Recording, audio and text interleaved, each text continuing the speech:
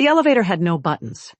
That was the first thing Elora noticed when the doors slid shut behind her, and the 4 broad-shouldered men in tailored charcoal suits who had escorted her, with entirely too much physical insistence, from the parking structure 3 levels above.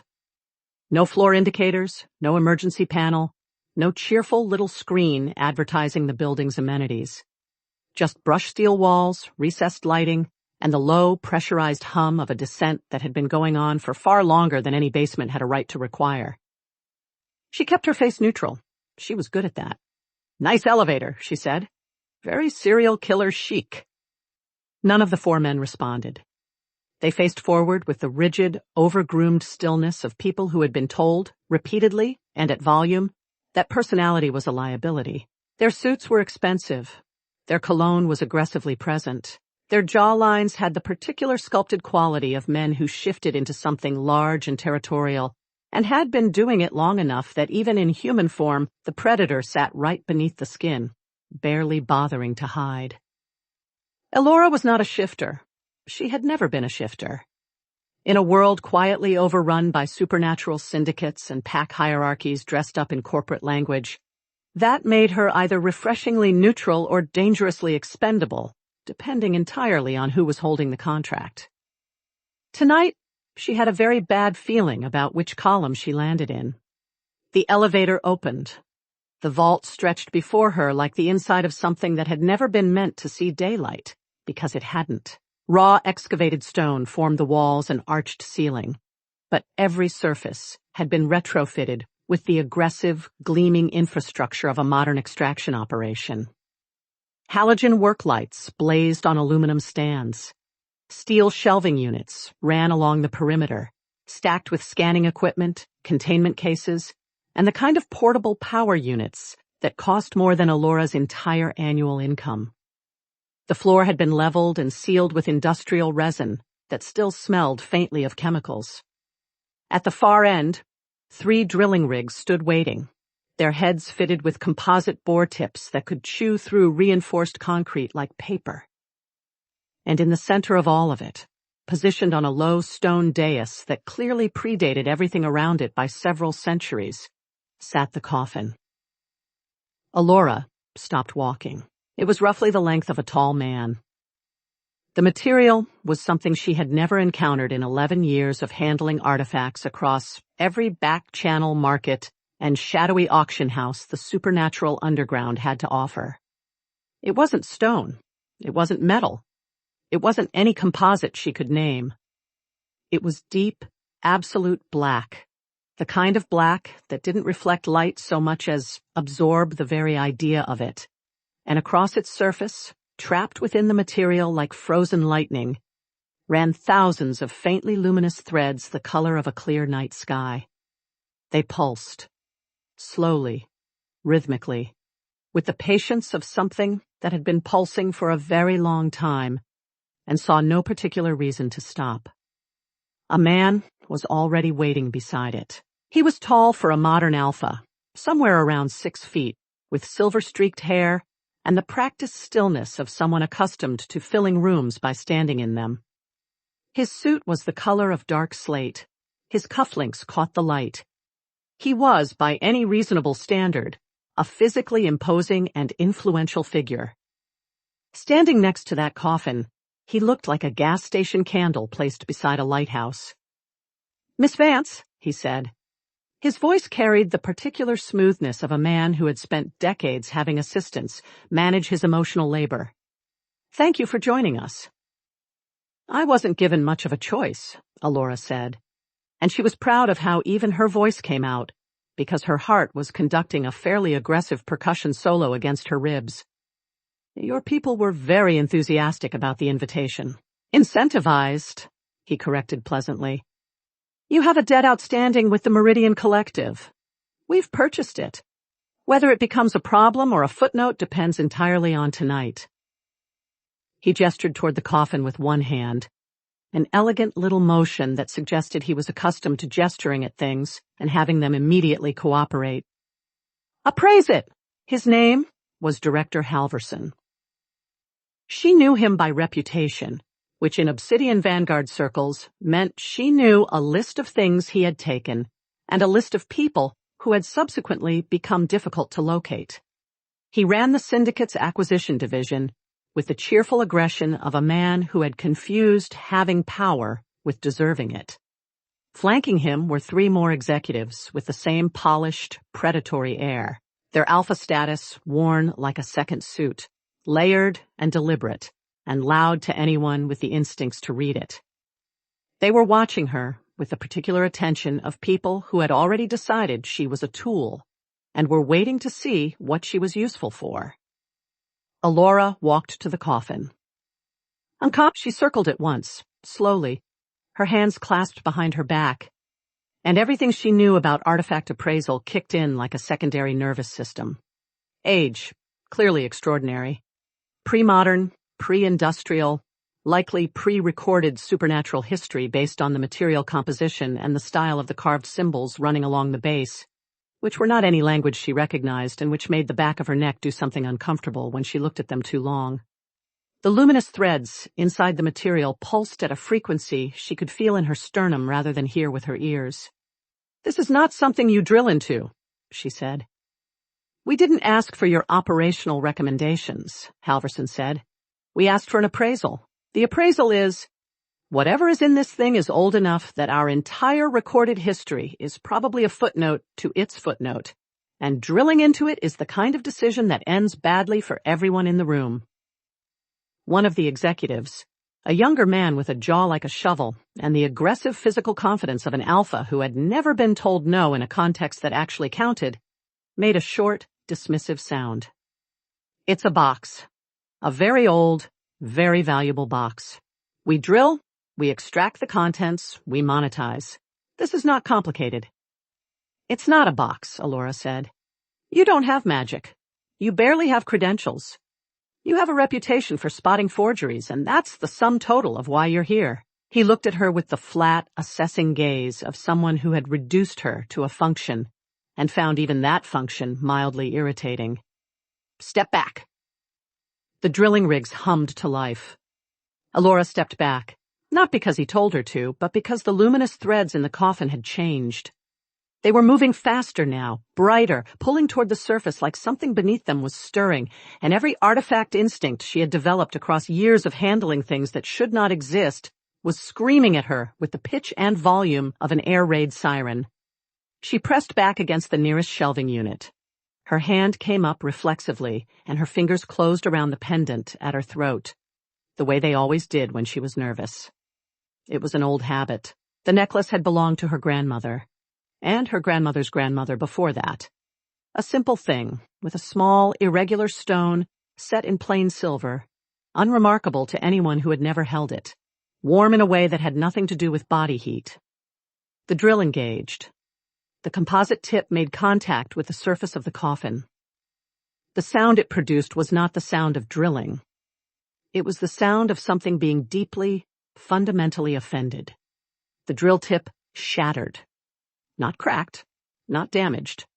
Shattered, the fragments spinning outward in a brief, bright halo before clattering across the resin floor. The second rig lurched forward, controlled by an operator who was either very brave or not paying sufficient attention, and the same thing happened to it, faster and more violently, the entire head assembly coming apart at the mounting collar and dropping to the floor in pieces. The third operator had the wisdom to stop. In the silence, Elora realized she had moved forward without deciding to. She was standing 3 feet from the coffin, and her necklace, the pendant, the simple, warm silver thing she had worn for 15 years, was extended toward it on its chain, as if pulled by a tide she couldn't feel. The stone was glowing, not reflecting the halogen lights, generating its own light, soft and silver blue, the same color as the threads in the coffin's surface, and those threads were responding to it, reaching up through the material toward the pendant with the slow, deliberate certainty of something recognizing something. She should have stepped back. She didn't. The pendant touched the surface of the coffin. The light that erupted was not light in any sense that the word had previously been adequate for. It was total. It was absolute. It hit every surface in the vault simultaneously, and the halogen work lights didn't dim. They simply ceased to matter. The executive shouted. Someone fell. The shelving units rattled, and one of them went over with a crash that was completely inaudible beneath the sound that followed, because the sound that followed was a howl. Not the howl of a wolf in any modern sense of the word. Not the coordinated, pack signal howl that these men produced in their other forms, calculated and territorial and understood. This was something that predated that understanding by a geological epoch. It came from everywhere and nowhere, from the walls and the ceiling and the stone beneath the resin floor, and it carried in it the weight of something that had been asleep for a very long time and was now, with extreme clarity of purpose, awake. The coffin dissolved. That was the only word for it. The black material and the luminous threads and the carved ancient symbols all simply ceased to be solid, coming apart like smoke dispersed by wind, flowing outward and upward in spiraling motes of silver-blue light that drifted to the vault ceiling and extinguished like stars going out one by one. The dais was empty. It was not empty. He was standing on it. Elora's mind did several things at once in the following second and a half. It cataloged height, because height was the first thing, and the first number it arrived at was wrong, so it recalculated, and the second number was also wrong in the same direction, which meant the first number had actually been right. He was enormous. Not in the distorted, unbalanced way of someone who had simply grown large, but in the way of something that had been designed, from a structural standpoint, for an entirely different scale of existence. The width of his shoulders bore no comfortable relationship to anything in the room. His arms, crossed now loosely at his sides, carried muscle with the dense, functional quality of something built over centuries rather than seasons.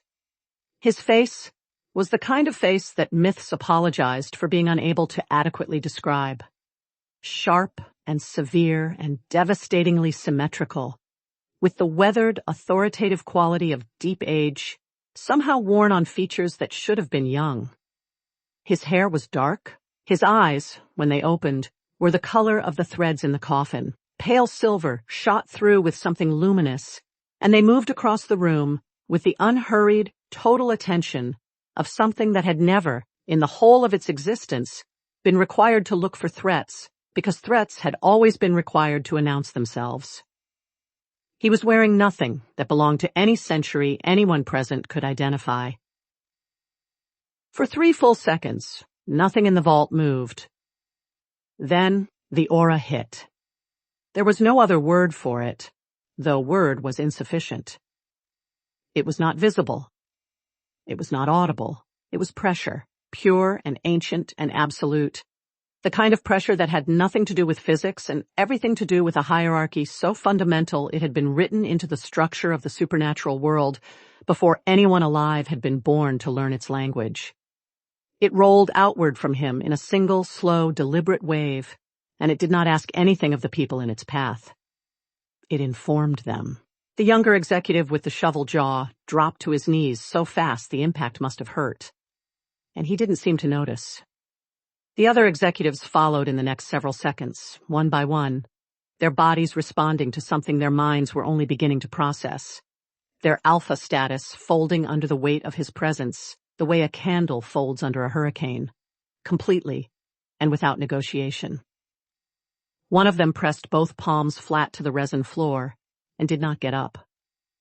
Another simply sat down and stayed there with the blank, evacuated expression of someone whose entire framework for understanding power had just been quietly demolished and rebuilt from scratch around a different central premise. Halverson lasted the longest. He had, presumably, spent decades cultivating the kind of presence that put other alphas on the floor, and some vestige of that training kept him upright for perhaps 4 seconds longer than anyone else, his jaw set, his hands at his sides, his eyes fixed on the figure on the dais with the expression of a man watching the entire architecture of his self-concept undergo rapid, involuntary renovation. Then his knees buckled, and he went down, and he stayed down. The vault was silent except for the soft, receding percussion of Elora's heartbeat.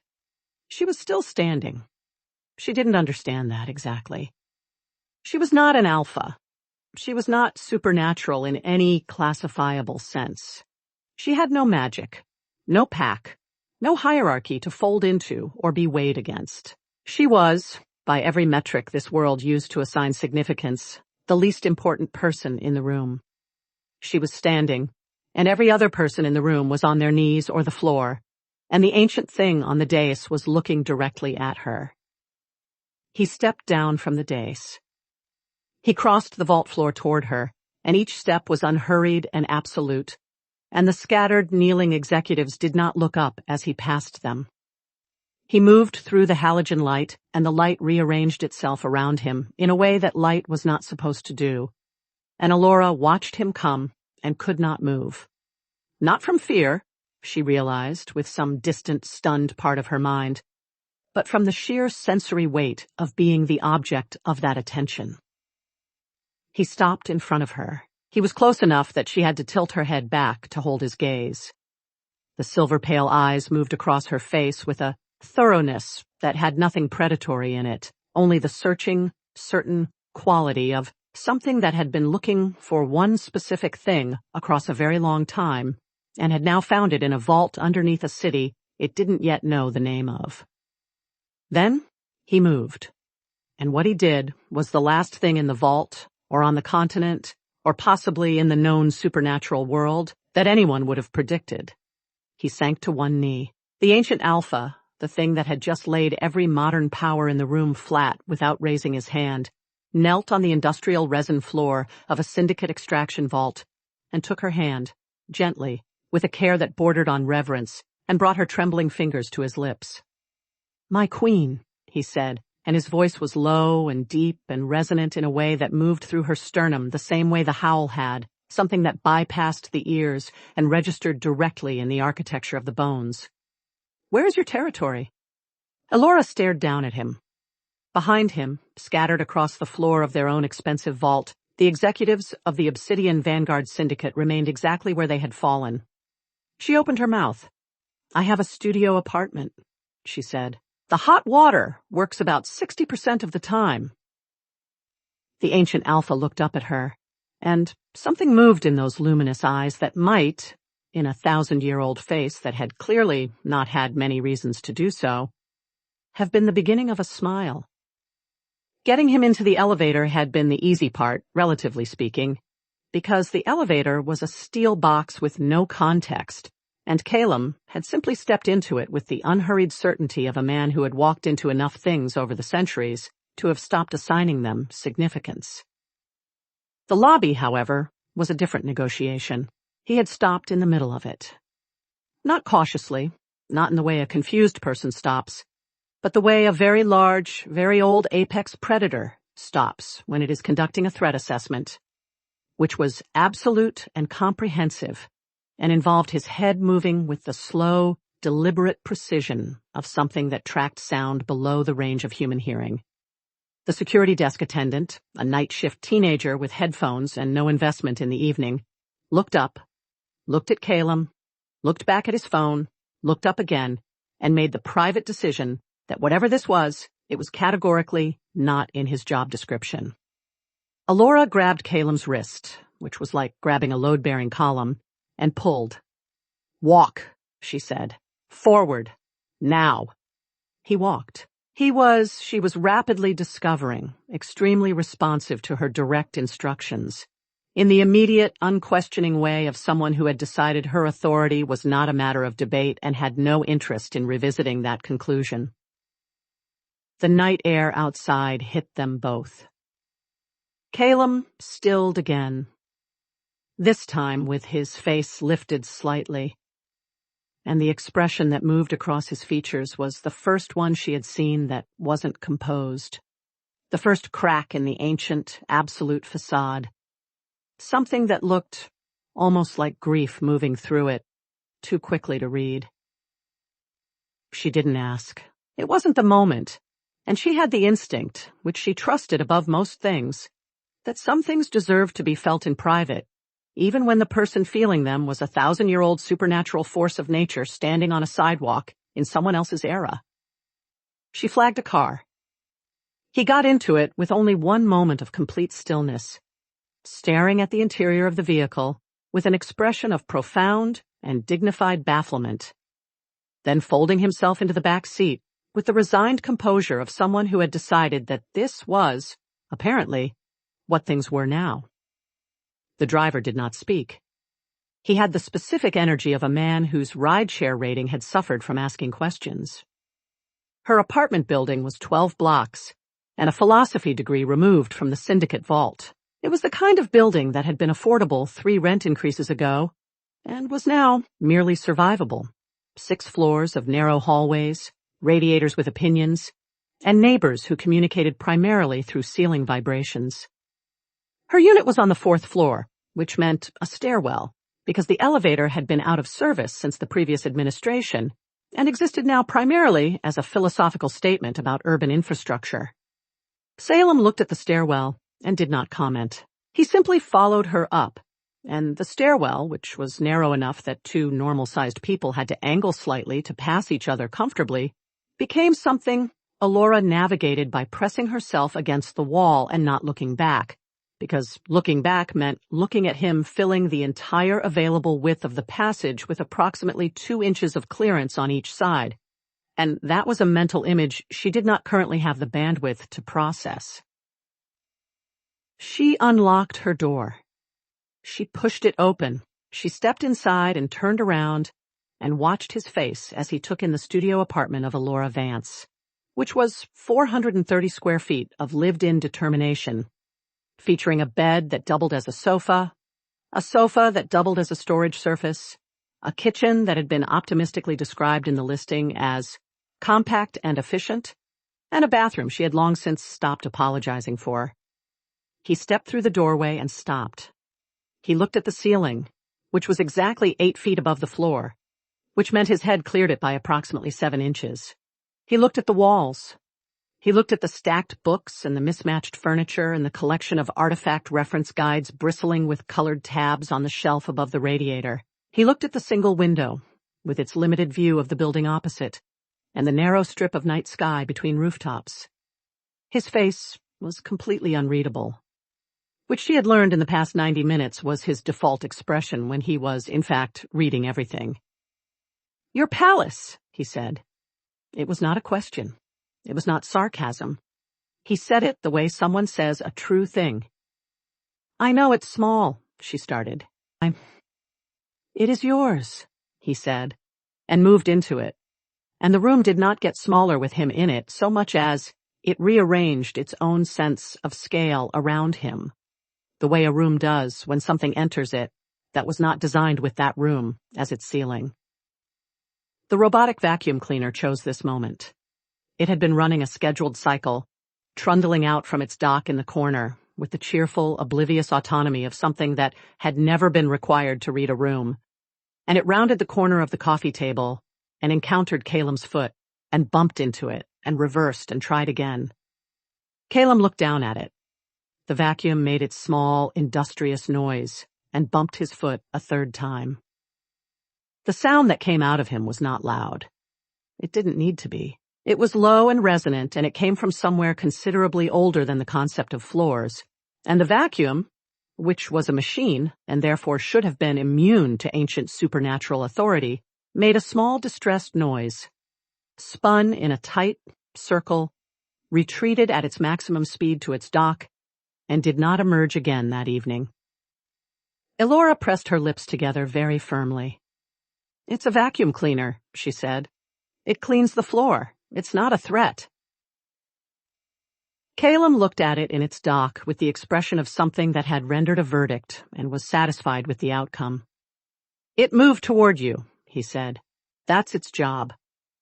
He considered this, appeared to file it under concepts requiring further investigation, and moved to the sofa. He looked at the sofa for a long moment, in the manner of someone conducting a formal evaluation, and then sat down on it with a deliberateness that was so complete and so intentional that the sofa, which was a second-hand 3-seater with one arm slightly lower than the other, was briefly elevated in status by the pure authority of being sat upon. He placed both hands on his knees. He looked straight ahead. "This," he said, with measured satisfaction, "will serve." "That's my sofa." "Yes," he said, in a tone that drew no distinction between those two statements. Elora decided that particular territorial negotiation could wait, and went to the kitchen, because she needed something to do with her hands, and the concept of food was one of the few constants across every century of human civilization. She found crackers and a wedge of sharp cheese that had been optimistically purchased and largely neglected, sliced the cheese with more focus than it required, arranged it on a plate, and brought it out. He looked at it. He picked up a cracker with the careful precision of someone who was not entirely certain of the structural conventions and bit into it. His expression did not change. He ate the rest of it. He picked up another. "Good?" she tried. "Adequate," he said, in a tone that suggested adequate was a meaningful endorsement from someone accustomed to rating things against a 1,000-year baseline.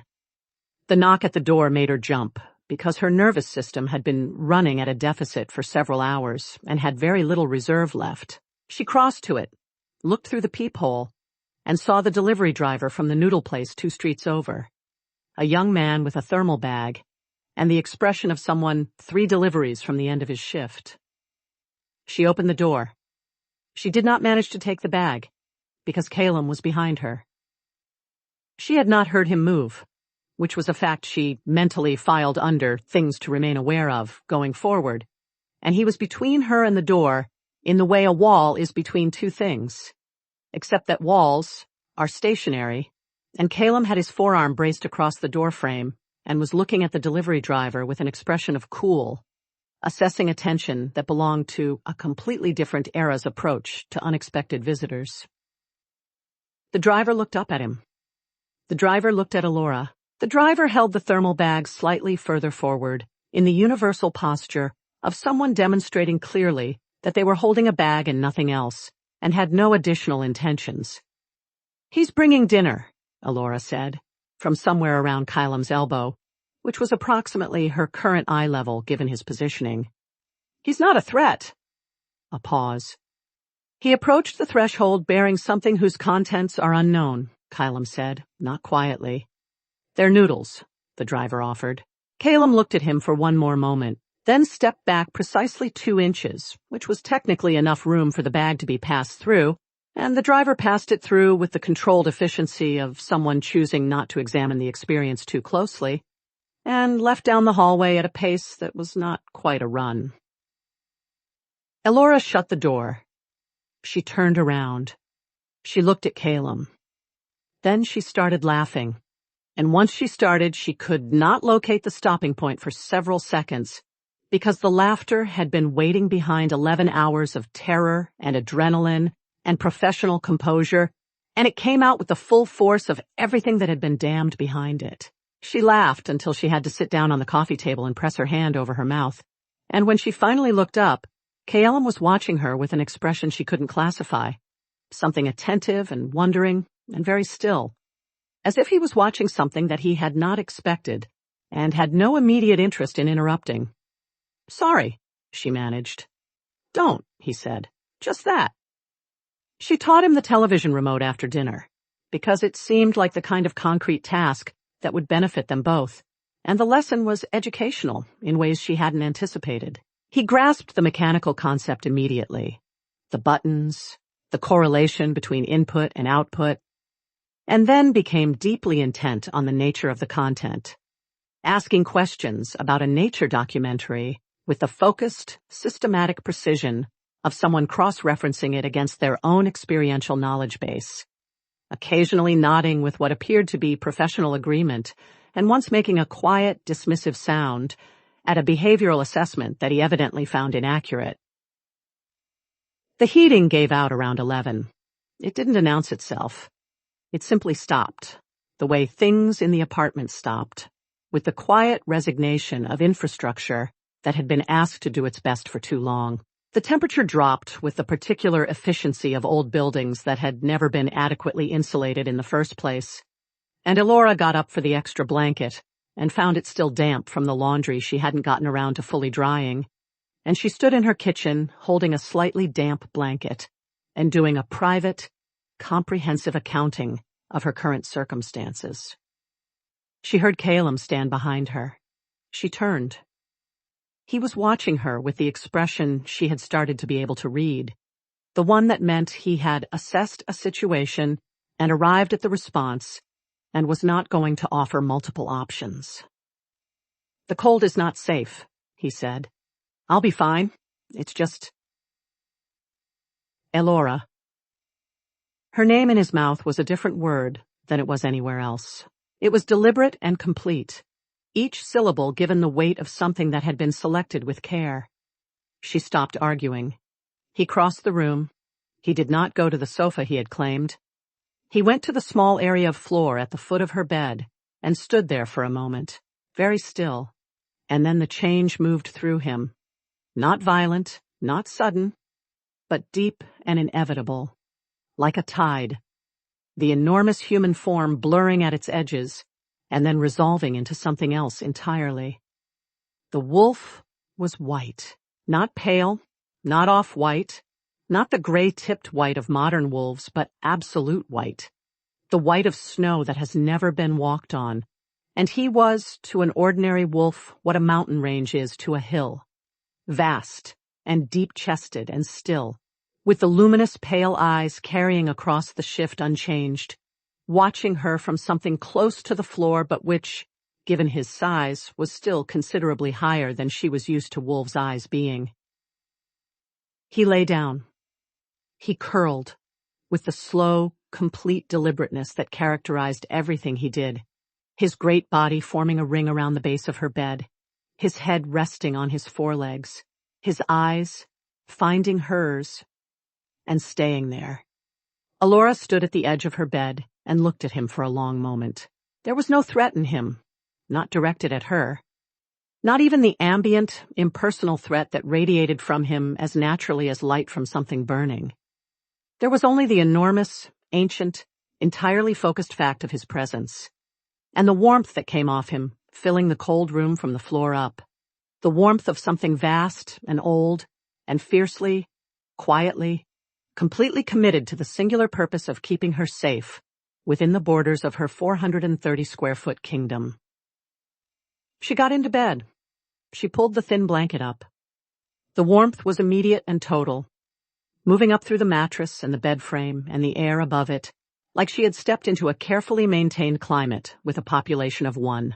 She lay on her side facing the window and the narrow strip of sky, and she could feel him breathing behind her, slow and steady as a tide, and the room was dark and close and hers. She was asleep before she had time to think about any of the 1,000 things that needed thinking about. For the first time in a very long while, no part of her was listening for something wrong. She had been awake for 20 minutes before she heard him leave, which meant she had spent 20 minutes listening to the sounds of someone who had existed for a millennium attempting to navigate the concept of shoes. The shoes were not the issue, technically. The issue was the laces, and specifically the philosophy of the laces, which Caelum had approached with the particular focused gravity he applied to all mechanical problems, crouched in the middle of her floor like a gargoyle that had decided to give craftsmanship a genuine chance. She had watched from the bed with her chin on her knees until he had arrived at a functional result through pure methodical reasoning, stood, adjusted to his full height, and looked at her with the measured satisfaction of someone who had resolved something. "Strawberry," she had said. "If you're going to the corner store, they have the small cups with the wooden spoons." He had looked at her. She had gotten used to the way he looked at her, the totality of it, the complete absence of anything incidental in it, and she had learned in the past 36 hours that the best response was just to let it happen and continue her sentence. "The freezer section. Ask someone if you can't find it. Use the cash in the jar on the counter." He had gone. The door had closed. The apartment had been very quiet in his absence, the specific quiet of a space that had recently contained something enormous, and now, without it, was acutely aware of its own dimensions. Elora had made coffee.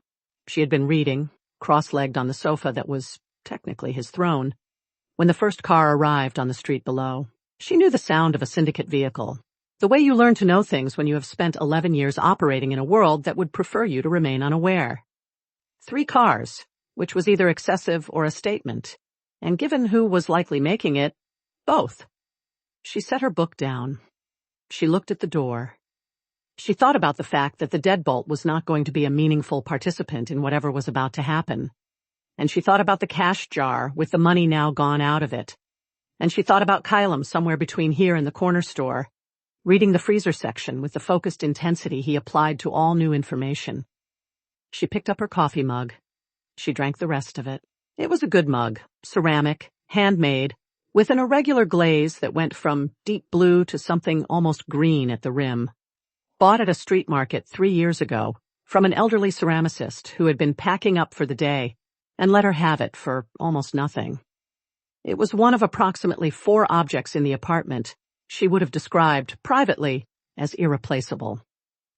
The door came in at the second kick. The deadbolt did, in fact, fail to contribute meaningfully. There were 5 of them. Halverson was not among them, which meant either he was still processing the events of the vault, or, more likely, he had sent the ones with the least to lose and the most to prove.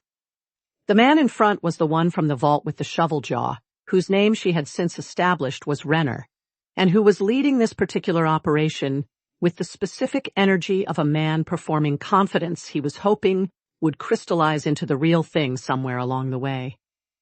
He stepped over what remained of her door frame and looked at her sitting on the sofa with her empty coffee mug and said nothing immediately, because she wasn't doing what people were supposed to do in this situation, and it threw the pacing.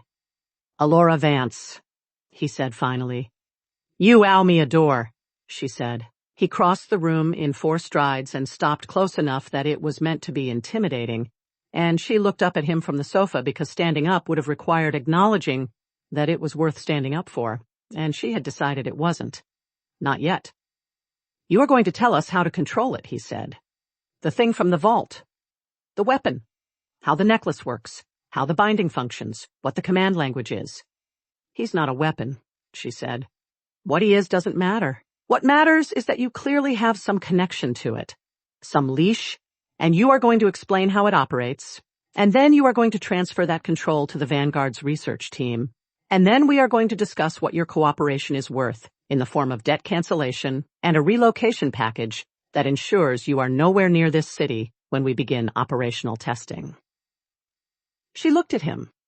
She thought about the way Caelum said her name, the full weight of it, the certainty.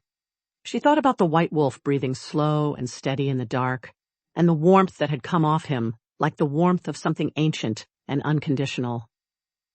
"No," she said. Renner reached down and picked up the blue-green coffee mug from where she had rested it on the cushion beside her. He held it for a moment, looked at it, and then dropped it onto the hardwood floor. The sound it made was not loud. Ceramic on hardwood, a short, clean crack, and then several pieces, and the glaze that had gone from deep blue to almost green at the rim was now a pattern of fragments on her floor. Something went quiet in the center of Elora's chest. Not fear. Something colder and more specific than fear. She looked at the fragments. She looked at Renner.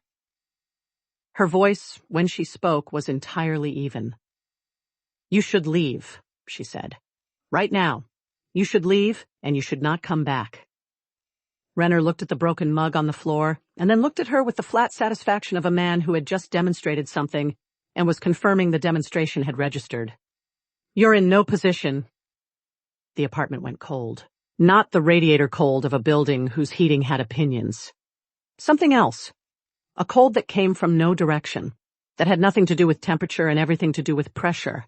A sudden, sourceless density in the air that made the back of every throat in the room tighten. The kind of cold that precedes something. Elora did not move. She kept her eyes on the door. Caelum stood in it. He was holding the small cup of strawberry ice cream in one hand with the careful, upright attention he gave to objects he had been told required care. He had brought back the right thing, wooden spoon and all, and he was holding it, and he was looking at the room. His eyes moved across it in one complete pass. The broken door. The 5 men in her apartment.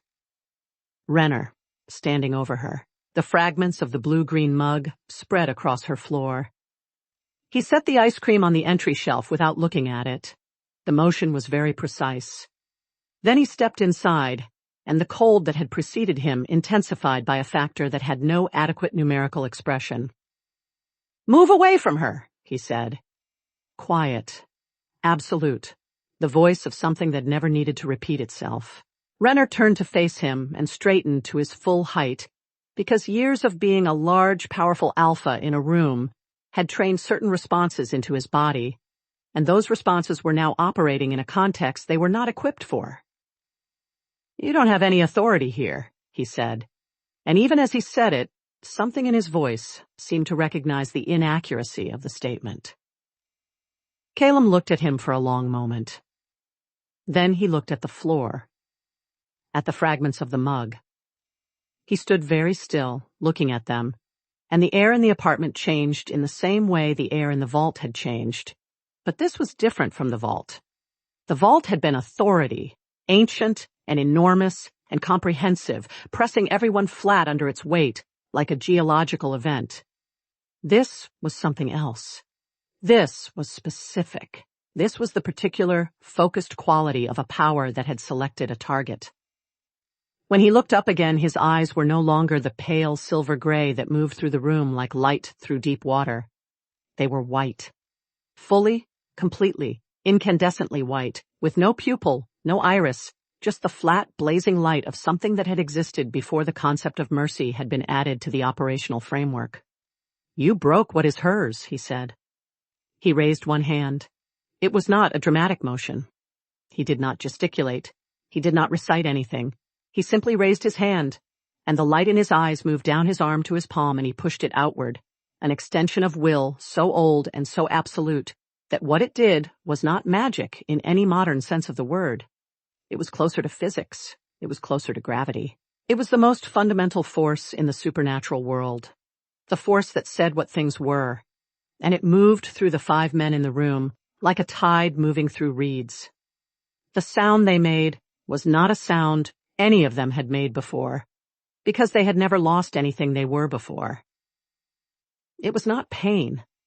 It was the specific, terrible expression of something being taken that had been theirs since birth, the thing that sat beneath their skin and told them what they were and made them more than what they appeared to be. It left each of them exactly as they were, physically, completely undamaged, completely whole, and entirely, permanently, irrevocably human. Renner went to his knees first and grabbed at his own arms with both hands as if he could feel the absence, the way you feel the absence of a limb, reaching for something that had been there his entire life and finding nothing. And the sound he made was low and broken and had nothing of the aggressive, calculated Vanguard executive in it. The others went down in sequence, and the room that had contained 5 modern alphas 30 seconds ago now contained 5 men whose knees had given out under the weight of understanding what they'd lost. Elora stood from the sofa. She was looking at Caelum. He lowered his hand.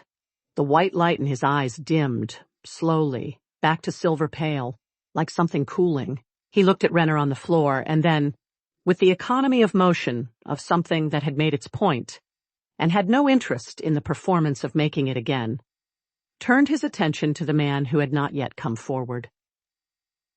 The 5th man, who had stayed at the back, near the ruined doorway, was Halverson. She recognized him from the vault, the silver-streaked hair, the slate-colored suit, now without the precision it had carried in the excavation, missing something structural that the suit alone could not supply. He was not on his knees. He was pressed against the door frame with both hands flat against it, and he was looking at Caelum with the face of a man who had just watched the complete dismantling of his understanding of the world, standing in the rubble of it, trying to work out what any of the pieces were. Caelum looked at him. Halverson's knees bent. He went down, slowly, not from the aura this time, but from the specific pressure of being looked at by something that had decided you had something left to give. "The broken thing," Caelum said. He did not look at Elora when he said it. He kept his eyes on Halverson with the patient, total certainty of something that had all the time there was, and knew it. Name what it costs. Halverson was breathing in the shallow, compressed way of a man whose operational context had been reduced to zero, and who was running entirely on the desperate animal calculus of a being trying to understand what it needed to offer to make the source of that pressure recede. I don't, he started.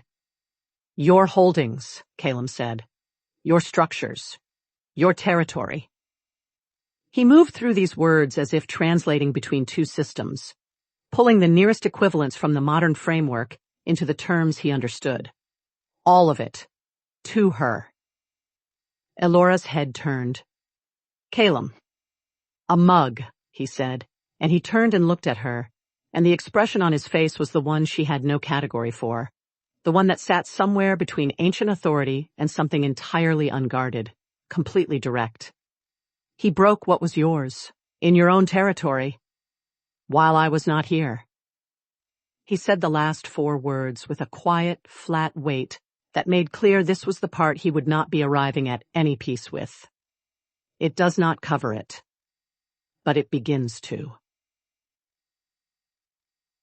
Halverson was looking between them. He was calculating, because people like Halverson always calculated even when there was nothing left to calculate with, and he arrived at the only number the remaining math permitted. There's a standard transfer form, Elora said, and she said it with the careful, neutral voice she used when she was doing something she needed to think about later and not right now. Corporate succession documentation. He knows what it looks like. She got the documents from her desk because she had a comprehensive library of supernatural corporate documentation for professional reasons, and she set them on the coffee table. And Halverson signed them from his knees, because Caelum did not indicate that standing was available as an option. And the pen moved across the pages with the slightly unsteady quality of a hand whose owner was managing an interior experience of considerable depth. When it was done, Caelum looked at the signed pages for a moment. Then he looked at Halverson with the expression of someone who has received an insufficient payment and has decided to accept it provisionally while noting the deficit for the record. Go, he said. They went. Even the ones who had to help each other up, who moved now without the predatory certainty that had carried them in, who crossed the threshold of her broken door back into the hallway as ordinary men carrying the very specific, very permanent grief of knowing exactly what they used to be. Elora stood in the center of her apartment. The corporate documents were on the coffee table. The fragments of her mug were on the floor. The ice cream was melting slowly on the entry shelf. Caelum crossed the room to the fragments. He crouched and gathered them, every piece, with hands that could have flattened buildings, handling each shard of blue-green ceramic with a care that belonged to a completely different register than anything else he had done in the past 10 minutes. He looked at what he held. He looked up at her. I will have someone make another, he said. Elora looked at the fragments in his enormous, careful hands. She looked at the transfer documents on the table. She looked at the ice cream. The wooden spoon, she said. Her voice came out slightly uneven, which she decided not to examine too closely. You remembered the wooden spoon. He looked at her for a long moment in the way he always looked at her, complete and certain and entirely without apology for the completeness of it. I remember everything you tell me, he said, and stood and went to retrieve the ice cream before it was lost entirely. The lawyers arrived on a Tuesday, which was, Elora reflected, a very ordinary day for everything to change. There were 4 of them, from a firm whose name occupied 3 lines of letterhead and whose offices occupied the top 2 floors of a building she now technically owned. And they arrived at the studio apartment bearing portfolios and expressions carefully calibrated to the task of delivering extraordinary information to someone sitting on a second-hand sofa eating crackers. They had clearly prepared for the possibility that she might be difficult about it. They had not prepared for Caelum, who stood at the window with his arms crossed and his presence filling the room the way weather fills a valley, and who regarded the lawyers with the patient assessment of something that had already decided they were not a threat, and was simply confirming the conclusion. The documentation took 3 hours. The portfolio of holdings was, by any measurement that applied to the world as Elora had previously understood it, incomprehensible. Not in complexity, the lawyers were thorough, and the structure became clear quickly enough, but in scale. The Obsidian Vanguard syndicate had spent 4 decades building an empire across financial services, real estate acquisition, private logistics, and the kind of above-ground consulting that served as a clean surface for everything happening underneath it. The total figure, presented on a single clean line near the bottom of the summary page, had 9 digits in it before the decimal point. She read it twice. She set the page down. She picked up her cracker. She ate it with the focused composure of someone managing an interior experience at some depth. "This," she said carefully, "is a significant amount of money." Caelum looked at her from the window. "Yes," he said, in the tone of someone who had evaluated the figure against the size of the offense and found the accounting marginal, but provisionally acceptable. "You understand that this is an empire, a corporation. It requires governance, management, operational leadership." "It is yours," he said. "You will determine what it requires." She looked at him for a long moment. She thought about 11 years of back-channel artifact appraisals and debt restructuring and eating crackers because the good cheese was a luxury. She thought about the debt purchased by Halverson as leverage. She thought about the blue-green mug in fragments on the floor. "Okay," she said.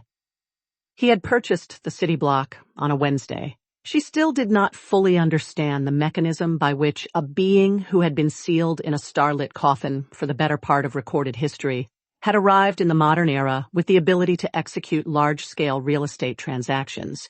And when she had asked, he had looked at her with the expression of someone who has encountered a question that requires translating the concept of time from one framework to another and decided the most accurate answer was simply, "The territory provides."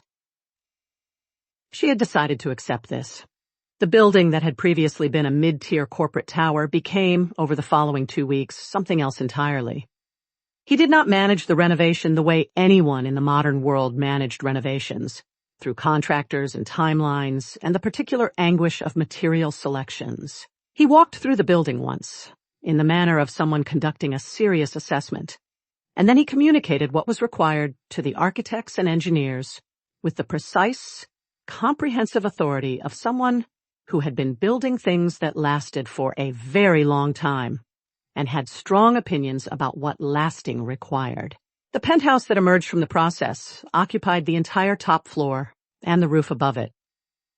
It had the quality of something designed from the inside out, structured first around light, the morning light from the east wall that moved across the main room in a slow arc through the day, the evening light from the western terrace that went gold and then amber, and then the specific deep rose of a sunset over a city.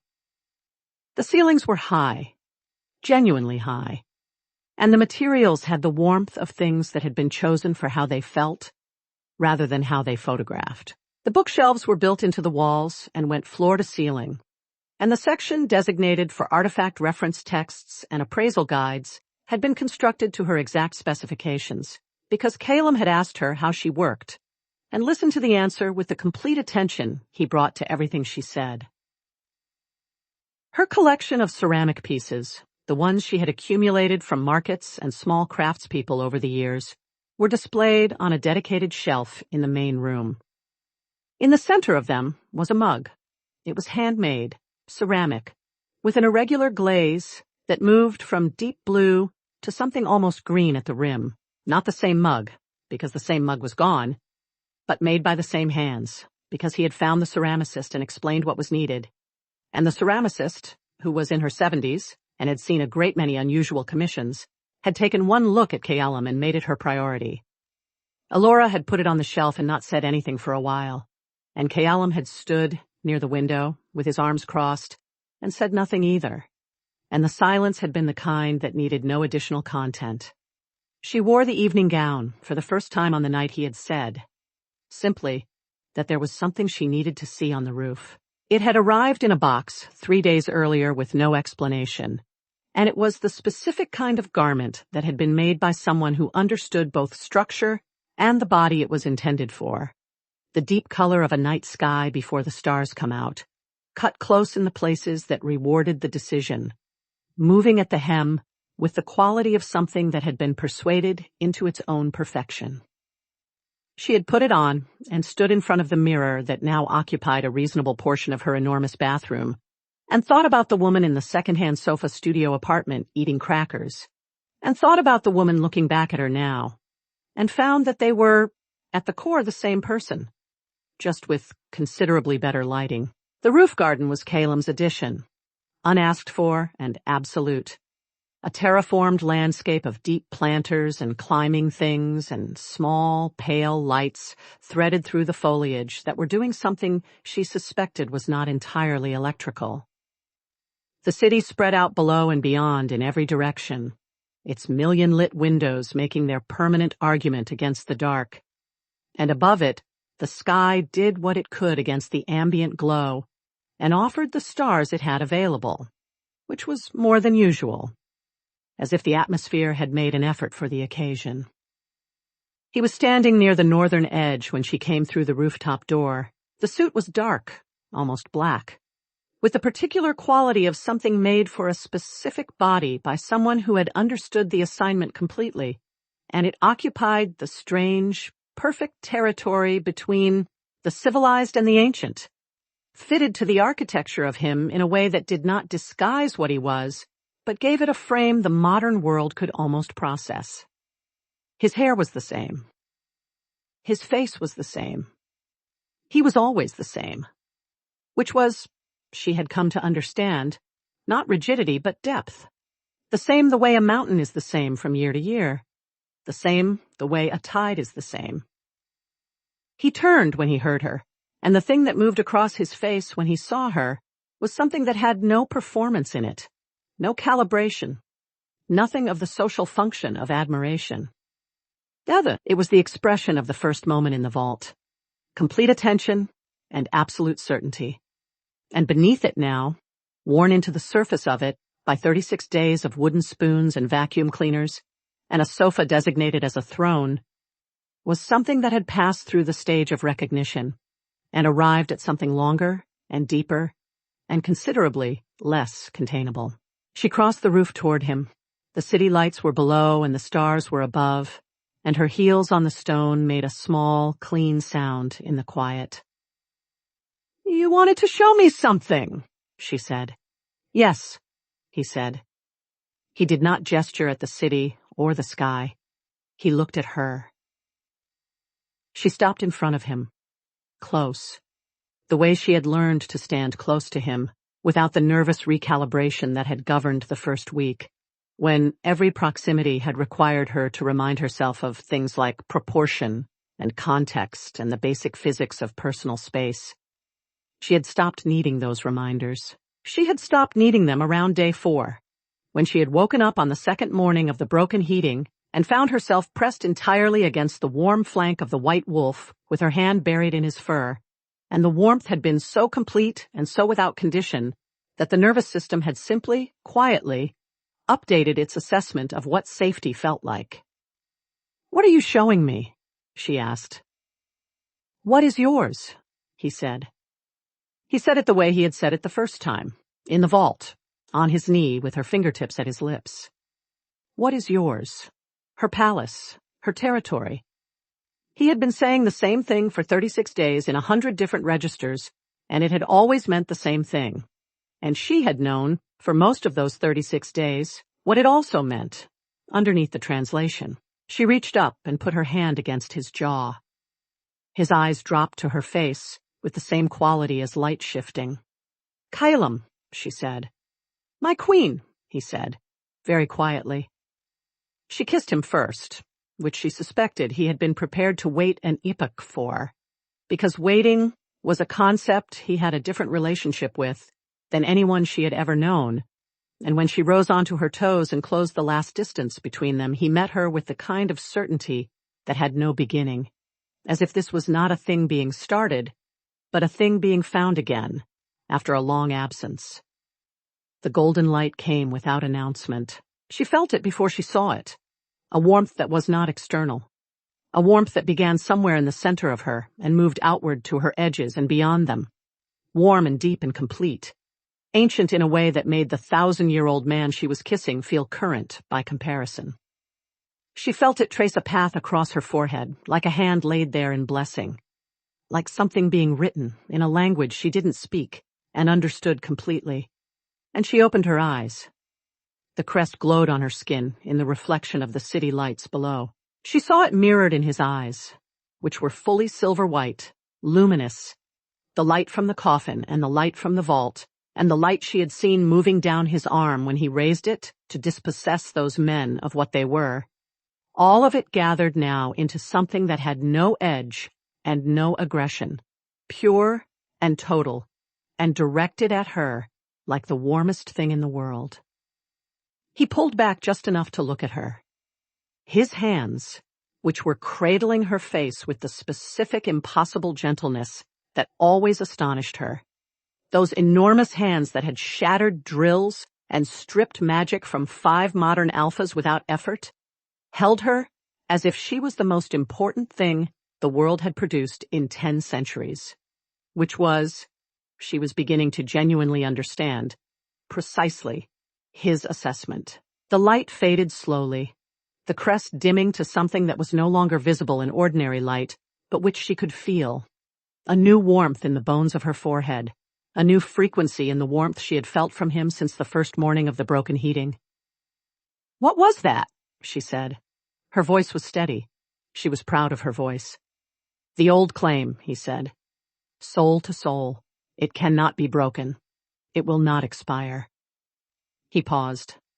"I should have asked first." "You absolutely should have," she said. "I will not apologize for it," he said. "I know you won't." She looked at him.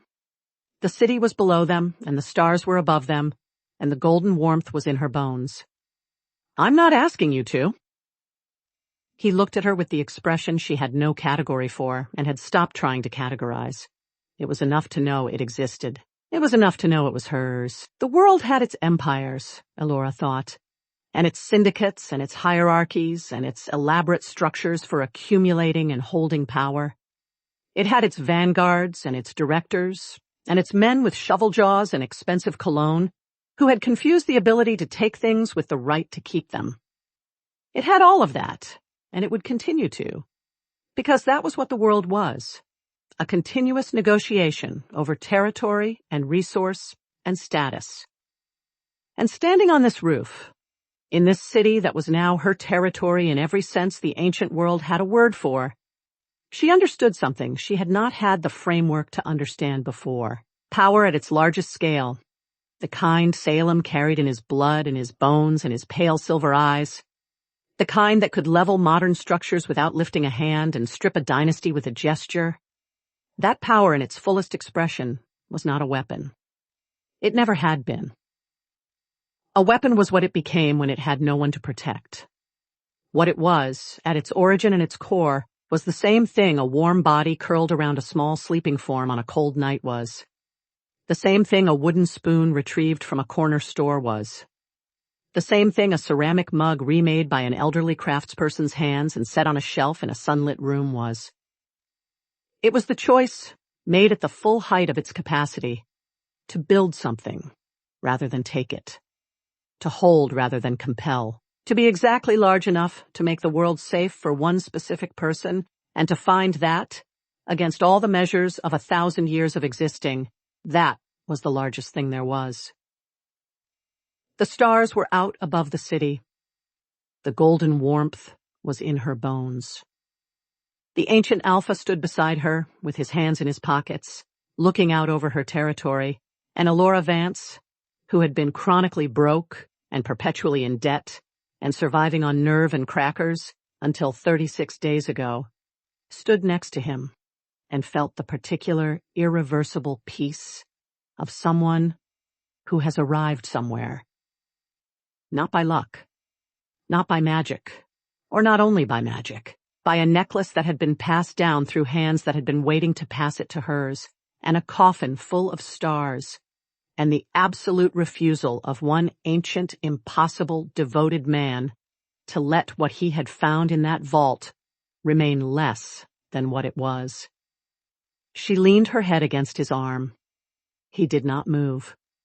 He was very warm, in the way he was always very warm, in the way that had nothing to do with temperature.